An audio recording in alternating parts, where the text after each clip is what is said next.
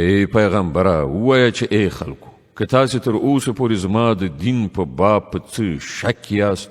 نو واورئ چې تاسې چې له الله نه پرته د کومو بندګي کوئ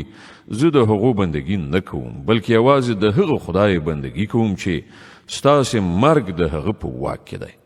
ما ته حکم شوی دی چې زه له ایمان راوړونکو څخه اوسم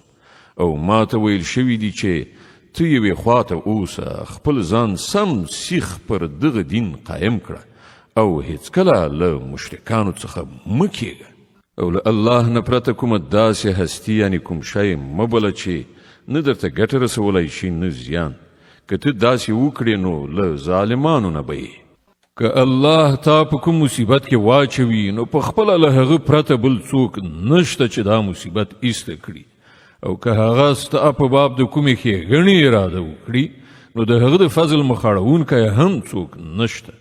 د هغه چې له خپلو بندګانو نه چاته خوښه شي خپل فضل ورباندې پیرزو کوي او هغه بخښونکی او رحم کوونکی دی ای محمد صلی الله علیه وسلم ووایه چې ای خلکو تاسې ته ستاسې د رب له لوري حق راغلی دی اوس چې څوک سمه لاره غوره کړي د هغه سم حرکت د همغه لپاره ګټور دی او څوک چې ګمراه پاتې شي د هغه ګمراهي